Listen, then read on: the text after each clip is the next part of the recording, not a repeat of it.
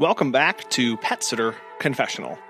Today we're brought to you by Time to Pet and the National Association of Professional Pet Sitters. What does your mindset say about you? Are you limiting yourself because of how you view the world around you or view your own abilities and actions? Today, Colleen Sedgwick, the Pet Nanny Coach, joins the show to talk about what it really means to do mindset work. She breaks down how we can focus on the long-term gains from short-term pain and work as a business owner, but recognizing the difference between working through struggles and suffering in our businesses.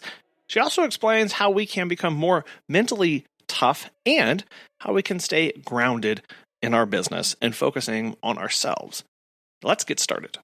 All right. So my name is Colleen Sedgwick, and I teach pet sitters how to launch, grow, and multiply their businesses to $10,000 or more a month in revenue. I have an existing pet sitting business on the main line of Philadelphia, which is the suburbs of Philly. And I've had that business since 2001. I've created extraordinary results with that business, and now I teach others how to do it.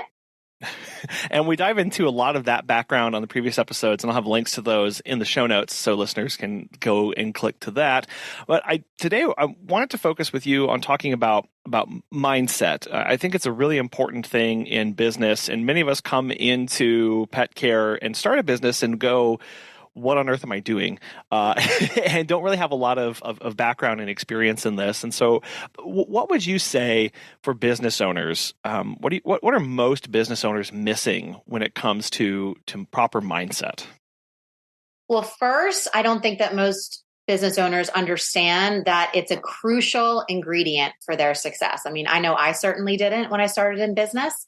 As Tony Robbins says, success is 80% mindset and 20% action. Second, I think that most business owners, when they go into business, they may have a vision of what they want to create. They set goals, they start implementing, they get to work. But what's not understood is that you can't create a specific result unless your inner self is aligned with that result. So that's deep. I'm going to say that again. You can't create a specific result until your inner self is aligned with that result. So in short, you need to become the person that is able to achieve that result, which is actually the best benefit of setting those goals. It's the person that you become in the process. So it's about changing, but it's not really changing who we are, right? Nope. Walk that line for me, because some people may hear, I have to become something different, or I have to become something that I'm not, so I lose myself in the process. But how do we tease those two things apart? It's more about overcoming like the negative thought patterns, the negative thought loops, the fears that hold us back from creating the results that we want in our life. It's not about changing who we are, as a person, our core values or anything like that. It's really, getting past those fears and taking action that you really wouldn't until you do the inner work and create the confidence with your inner self to take that action. Yeah, it's kind of recognizing, okay, I have my current self, and there is going to be some version of future self, right? There's current Colin, and then future Colin will be a certain way. I can take agency. I can take a little bit of agency right now with current Colin to influence how future Colin will be and interact. And so for that, but that work, it takes kind of knowing that end point, right? So how do we know what to shoot for?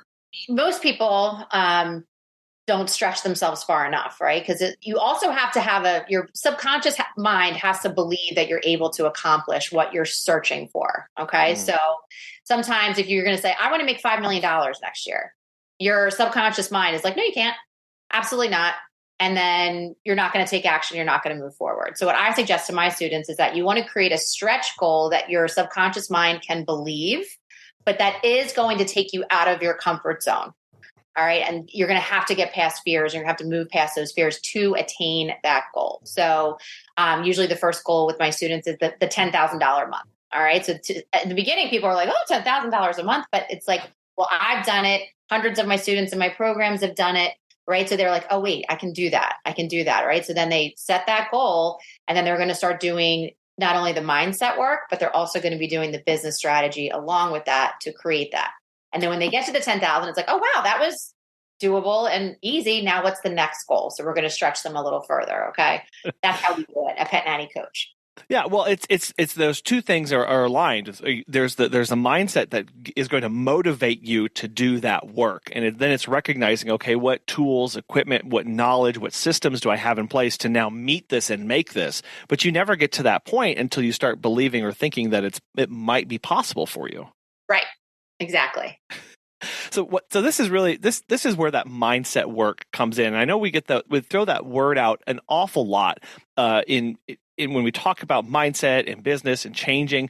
What is it actually? What are we actually doing when we're talking about doing mindset work? Okay, so for me, it's daily habits and rituals that program my subconscious mind for success. So every single day, I do my affirmations, I do my breath work and meditation, I journal, I have vision boards and visual cues, and I fill my brain with positive information through audiobooks and podcasts. That's my recipe for working on my mindset daily. So affirmations. So I'm saying to myself, for example, I am so happy and grateful that I'm $1 million business owner. Thank you, God. Thank you, universe. Insert whichever word that you use in your life. All right. So I'm saying it from the present self. I've already done it because your mind doesn't know that you haven't done it. So you want to speak in the present and you want to feel that feeling of what it's going to feel like when you accomplish this. I set reminders on my phones to say my affirmations. When I'm driving, every time I hit a red light, I use that opportunity to go through my affirmations and my gratitude list. Every night before I fall asleep, I run through my affirmations. First thing in the morning when I wake up, I'm saying those affirmations. I'm trying to put an impression of them onto my subconscious mind. Let me show you something. So back in 2011, my coach told me to write these goal cards / affirmations. And I show these to my students all the time. Everything in this book has come true. It was a long time ago. So for example, I wanted to read you the one about Pet Nanny. Where is it? Oh, shoot. Anyway, it says, I'm so happy and grateful that Pet Nanny is making $30,000 a month and that I filled my midday walking roster. I'm so happy and grateful it came so easily. I'm like way surpast that, now. But it's something that I was reading every single day in my mind, in my bed, whenever I was like watching TV, I would just constantly go through and flip through my goal card, and it's all manifested in my life. All right. Any questions about affirmation? Well, I think what's important to know about that is that it's combating what you mentioned earlier about working on those negative thoughts. It's working on those down thoughts, those self-talk that we do most times, because we tend to focus on the negative, right? Because sometimes that feels a little gratifying because, well, I knew I would fail anyway, and look that I failed, and now look at me failing, and we can just hyper focus on that. But now what you're doing is consciously, intentionally putting this right in front of you. You can't look away. You're not going to not remember this, and it changes your attitude and how you approach opportunities and all sorts of things. Absolutely. It's training your brain for positive thinking. A lot of us just let our negative thoughts run wild in our head, and we're not even paying attention or even aware that we're doing it. But when you become the watcher of your thoughts and you hear yourself or see yourself, creating a negative thought in your mind, and then you reframe it, and then you're saying these affirmations over and over and over again, you are literally reprogramming your brain for success. It's amazing. Yeah. The breath work and meditation. So do you meditate, Colin?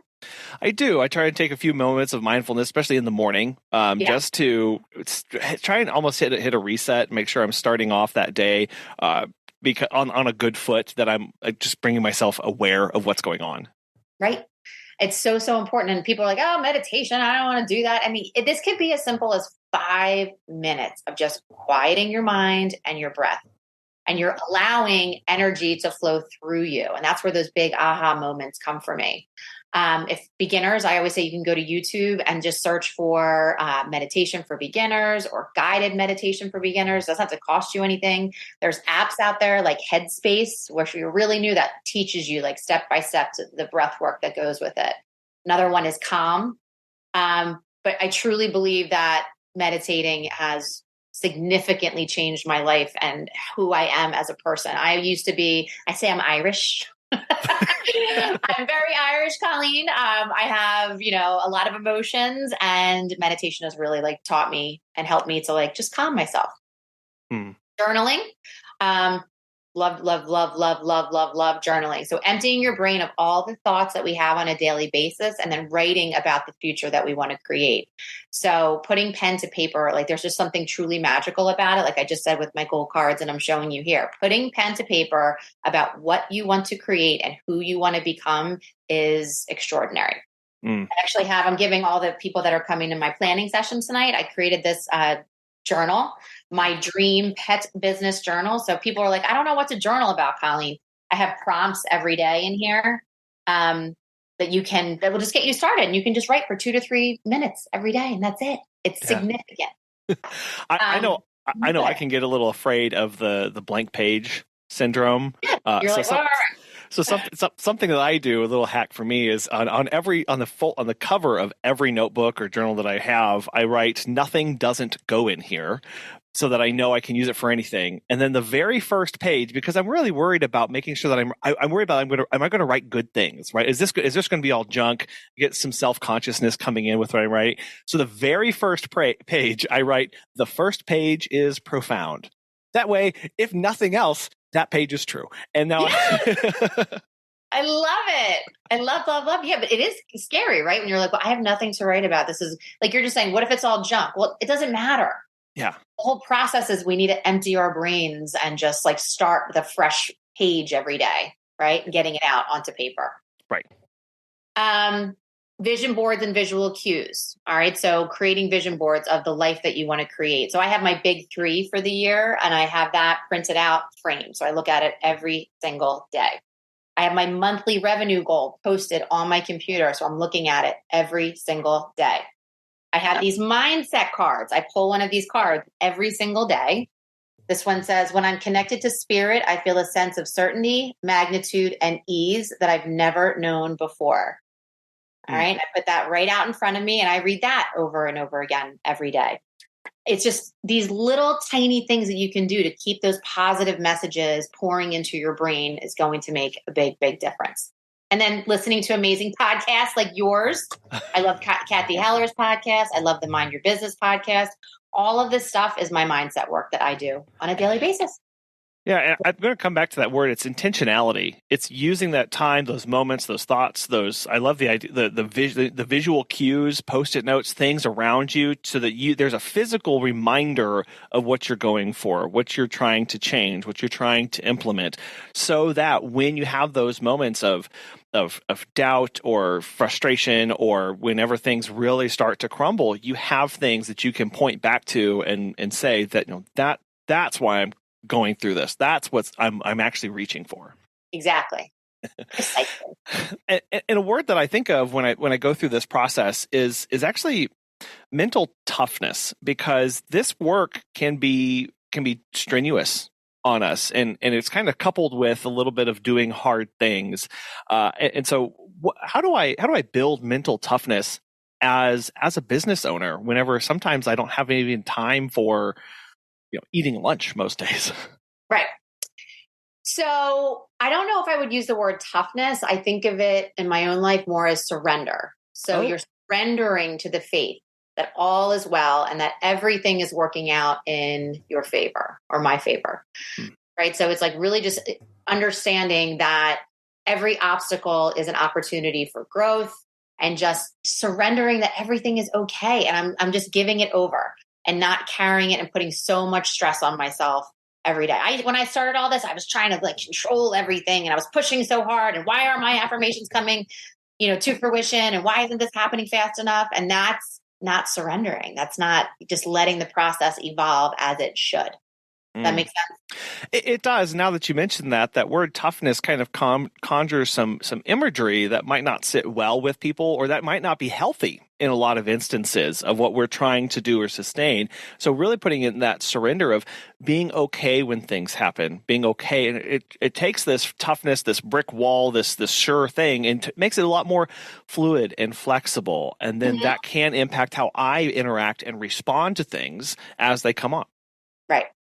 But the next thing about doing hard things, I laughed. I was like, oh, Look at my screensaver. I was born to do hard things. So it's okay to surrender the process, right? It's okay to surrender the timing of things, but it's also okay to do hard things.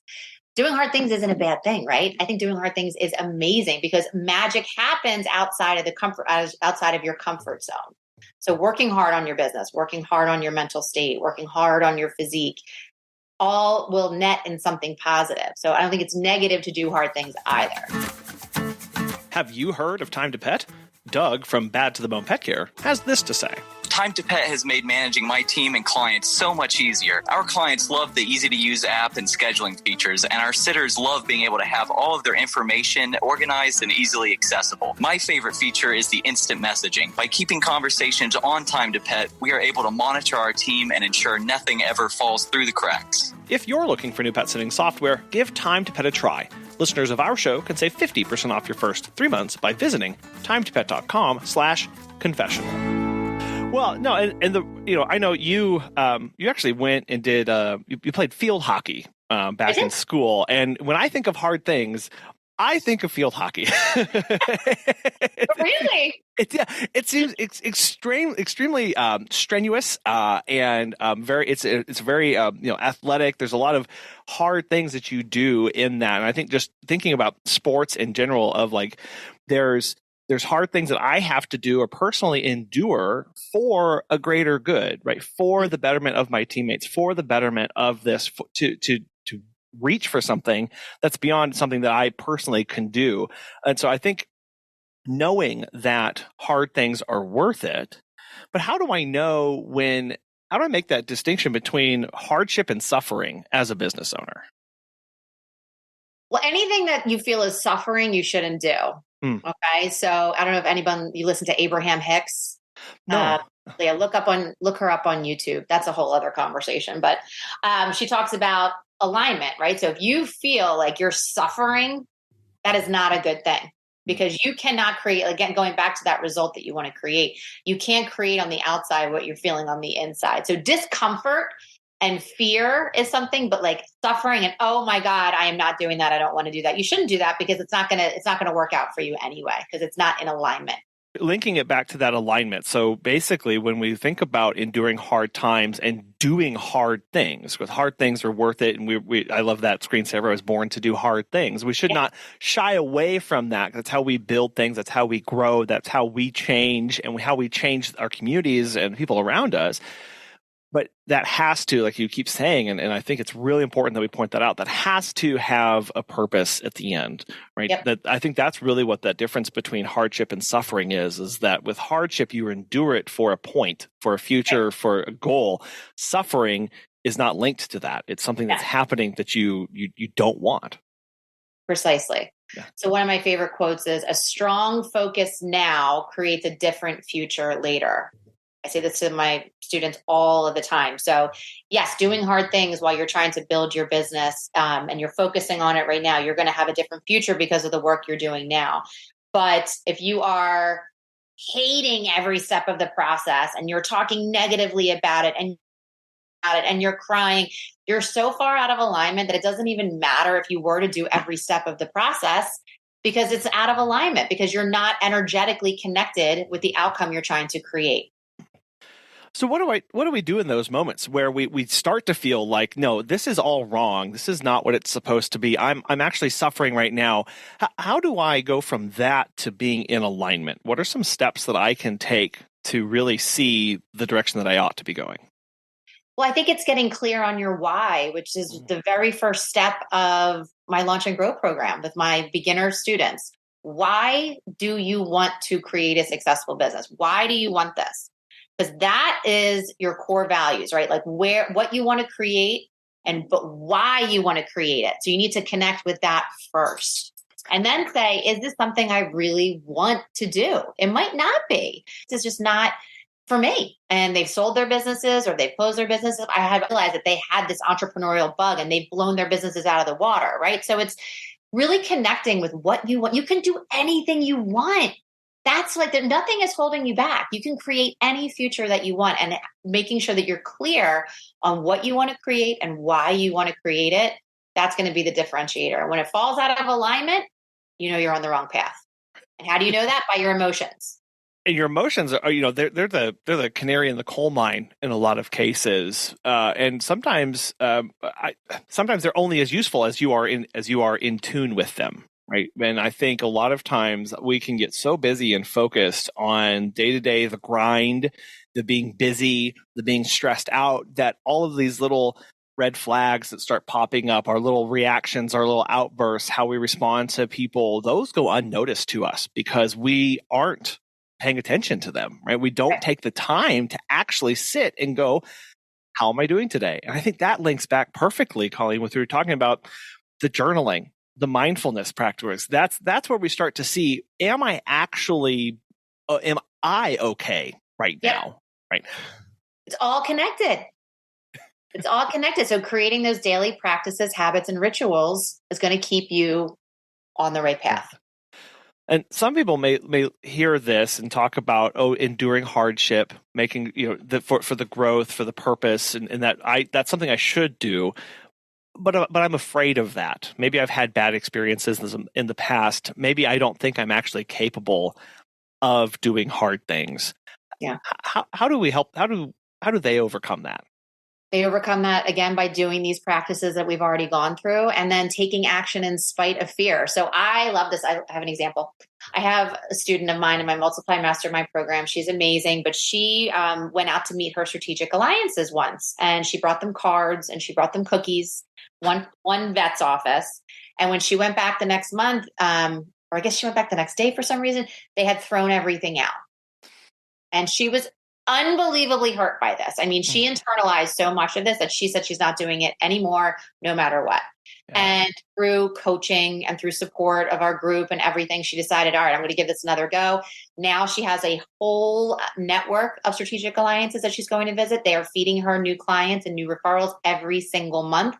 And she's like, thank the Lord, I got over that fear. That fear would have held me back forever. But she acted in spite of fear, even though she didn't want to do it. But it wasn't suffering. Yes. It was fearful thoughts. And she made that mean something about herself, right? So she made, I'm not good enough. I'm not worthy of doing this. They don't think I'm good enough. They're just going to throw my stuff away. Therefore, I'm not going to do this anymore. She assigned that meaning about herself versus saying, okay, this person and I are not aligned to have an energetic relationship and moving forward anyway. I love that phrase that you said. It was she assigned that meaning about herself. And I think I know I self-assign a lot of things based off of assumptions, past experiences, interactions that are just my flat interpretation of what happened. And a lot of times it's in the wrong. And I end up living with that assignment of who I am now. I've now identified myself in one way that isn't actually in connection with reality at all, but it's based off of my misperception of how things took place. Right. So that's our whole life. The whole world that we see is based on the meaning that we assign to every experience and everything in our 3D world.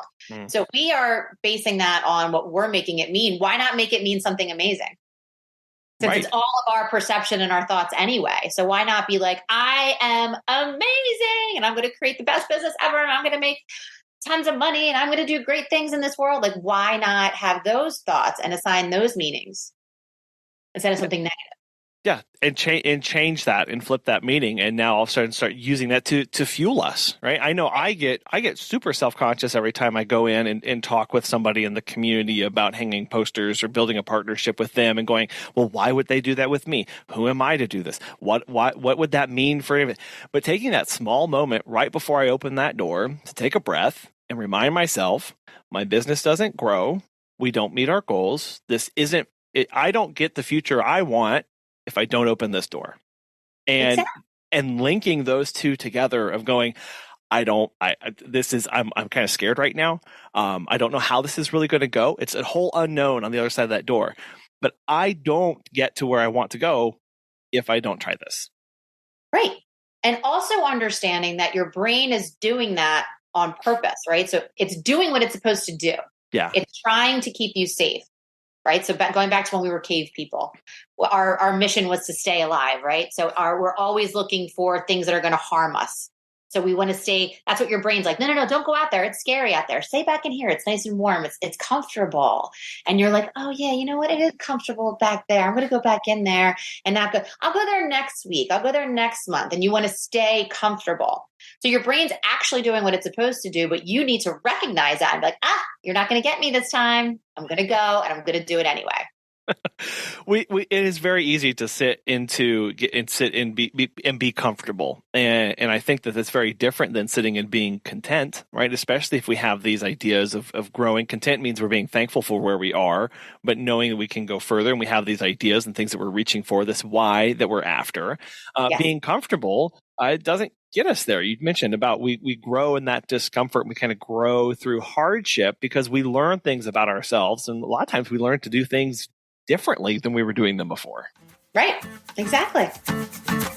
The National Association of Professional Pet Sitters envisions a future where pet care professionals and pet parents collaborate to make a significant positive impact on the welfare of animals and the pet care industry through education, certification, and community outreach.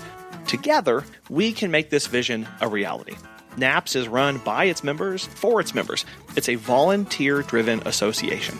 They offer a trial membership and various webinars to showcase the many NAPS member benefits offered. Visit NAPS website at petsitters.org for membership and details and more information today.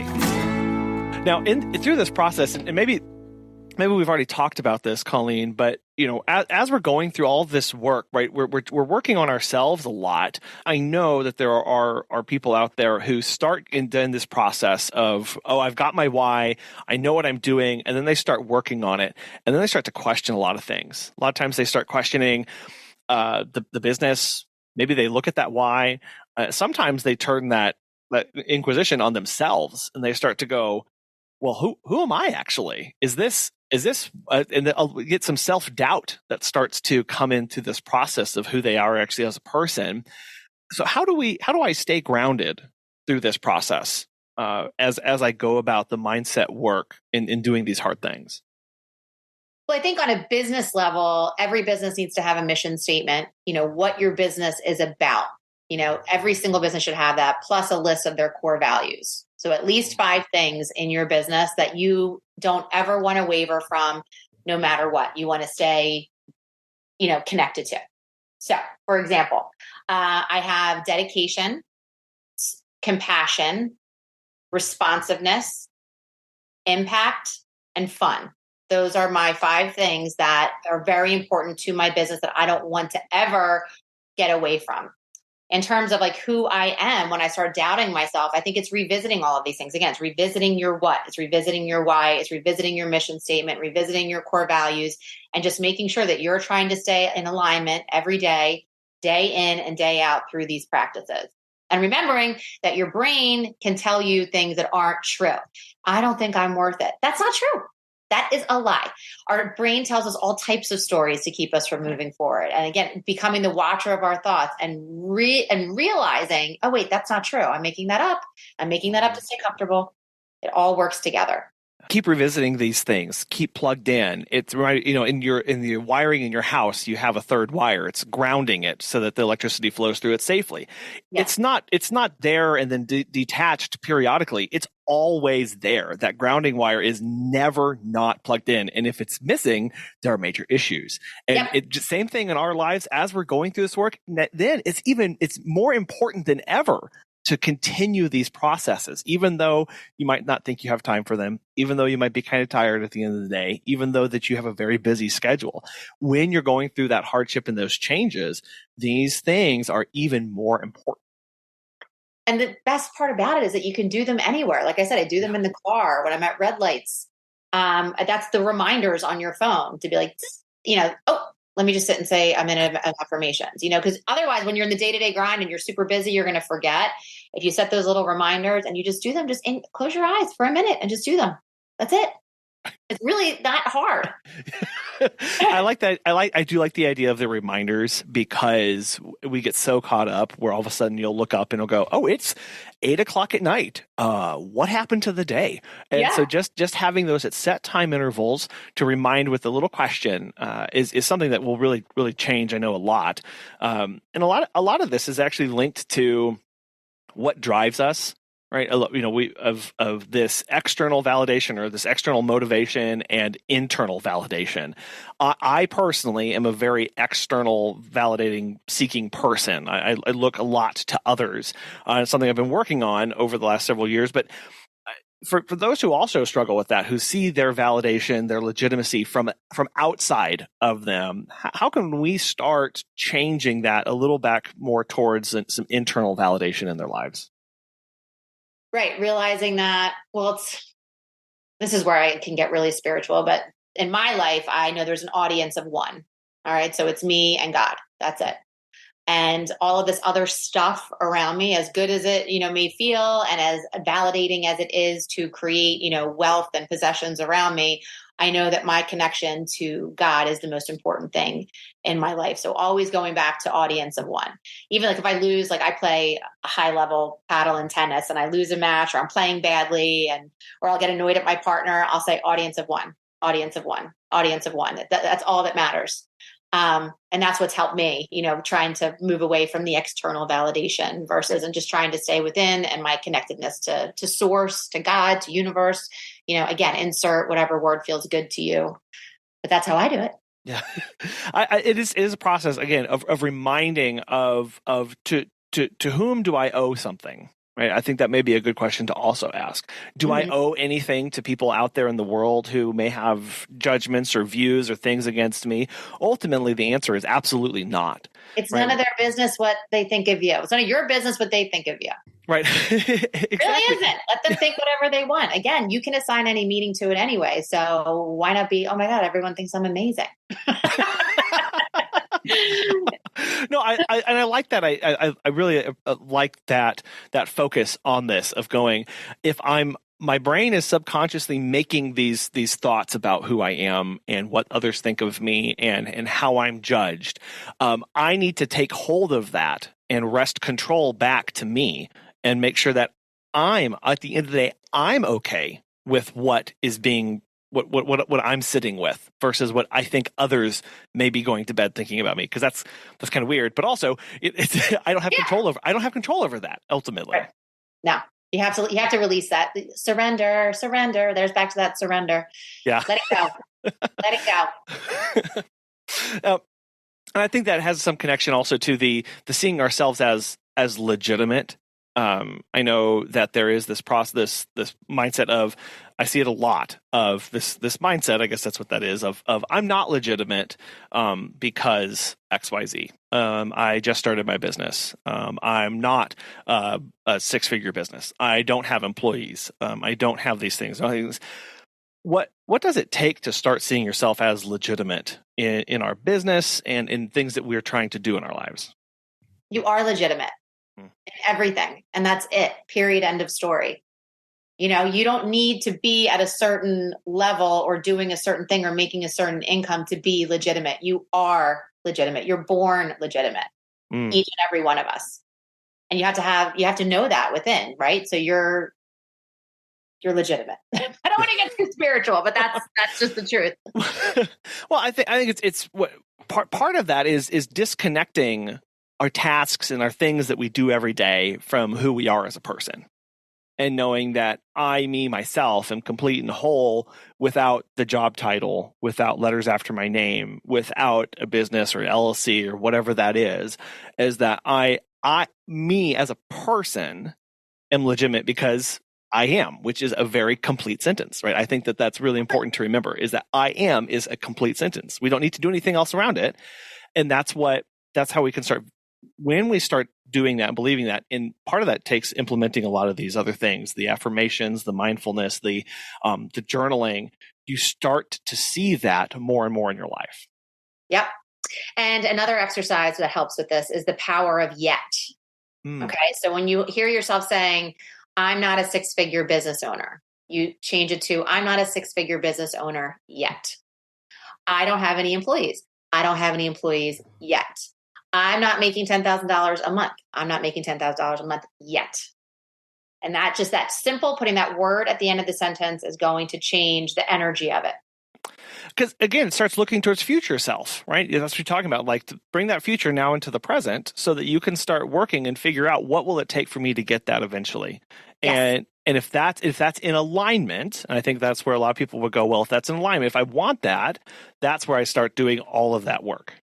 Correct. People are really focusing on a lot on prices. And that's always a discussion for a lot of people. And what I think is interesting is that phrase, charge your worth, know your worth. I also know that there are a lot of people who struggle with valuing themselves. And a lot of days they don't feel like they're worth a whole lot. How can we start digging out of that? So again, you can't create on the outside what you don't feel on the inside. So starting your daily habits and rituals to creating the energy of the feeling of alignment on the inside so that you can create what you want on the outside. So it's just that same thing over again. I feel like I'm being a little repetitive with that, but that's just the honest truth, right? So charge what you're worth. A lot of people, I talk to my students about this every single week about the pricing. And it's like, just do it. And again, it's doing it in spite of fear, right? So faking it till you make it. There's all different ways that you can do that, but really, truly, you need to do the inner work to create on the outside what you want. Yeah, those inner beliefs. So it's both knowing what you're for, but also what you're not, what you're against, and you have both firm foundations to stand on. Bingo. Yep. Colleen, I know that you are an avid reader and you have a lot of books, and I was very curious, what are you reading these days? Well, these days, I just finished the Jessica Simpson autobiography. Okay, nice. I just had 2 weeks off, so I listened to something that was not business related. But I did want to list here my favorite books for your listeners that really changed my life. You're a Badass at Making Money by Jen Sincero. The Law of Divine Compensation by Marianne Williamson. The E-Myth Revisited by Michael Gerber. Profit First by Mike Michalowicz. The Universe Has Your Back by Gabby Bernstein. And The Miracle Morning and the Miracle Equation by Hal Elrod. I would say those were the books that had the most profound change with like my mindset stuff with my business. Highly, highly, highly suggest reading those. And just a little bit on reading, because I know people say, "Oh, I don't have time for that." I don't. When you're reading a book, Colleen, how do you make sure you capture and retain information well? Well, I listen to most of them. And then if I really love them, I buy the hard copy and then I'll read it and I'll make notes and highlight. Like the Law of Divine Compensation is inside of my nightstand and I pull that out on a regular basis. You should see it. It looks like it's been through a war zone. I re-listen that You're a Badass at Making Money. I love that audiobook because Jen Sincero reads it and I love her voice and I think she's hilarious. And I just, it's repetition. Sometimes you read these things or listen to these books and then you just forget, they just go away. But if you listen to them over and over again, it's, printing that on your subconscious is what you really want to do. Yeah, that's perfect. Colleen, I want to thank you so much for coming and being so encouraging this time and allowing us to start seeing ourselves in different light and know that inner work is possible as we work to be in alignment with those visions and goals that we have in our life. This is a lot, and there's a lot more to this, and you do a lot of things. So how can people get in touch, start picking your brain, and get connected? Okay. They can go to petnannycoach.com. That's my website. I offer a ton of free resources on the site. They can join my free Facebook group at petnannycoachcommunity.com. They can go to my YouTube channel at petnannycoach.com/YouTube. Or they can schedule a strategy session with me by going to meetwithcolleen with 2 L's and 2 E's.com. Perfect. And I will have all those notes in the show notes and links so people can start doing that and start doing this work that's hard but really worth it and start changing their mindsets around their businesses and their personal selves. So Colleen, as always, it's such a pleasure to talk with you again, and thank you so much for coming on the show today. Oh, thanks, Colin. It was so much fun. I love talking all things mindset. It's such a big, crucial ingredient. So I was thrilled to be here today. You can't create on the outside what you don't feel on the inside. Ever since my conversation with Colleen, I have been thinking about this quote and how it applies to my own life and our own business, and realizing that I am a limiting factor in a lot of cases, and I have so much work to be done. But instead of shrinking back from them, instead of viewing that as a bad thing, there is so much opportunity there, and there's so much to take on. Because we want big things in life, we have to adapt and become what we would like to see. And that's all about reading good books, listening to good podcasts, seeking out good coaching. That's about being plugged into a good community, growing that business so that you can have what you want. But the only way you'll be able to reach those big goals is if you start to develop yourself and focus on you. That's part of taking care of yourself as well, giving yourself rest, sticking to your boundaries. The all-inclusivity of this means that it is absolutely essential to us as business owners with a personal life. To be in balance means to prioritize appropriately and to lean into our strengths and then fill in the gaps in some way and capacity for where we are lacking. How do you see yourself, and how do you do mindset work in your business? We'd love to know. You can send that to feedback@petsitterconfessional.com, and we'd love to be able to read that and share that out on the next episode. We want to thank today's sponsors, Time to Pet and the National Association of Professional Pet Sitters, and we really want to thank you so much for taking your most valuable asset, your time, and listening to us this week. We hope you have a wonderful rest of your week, and we'll be back again soon.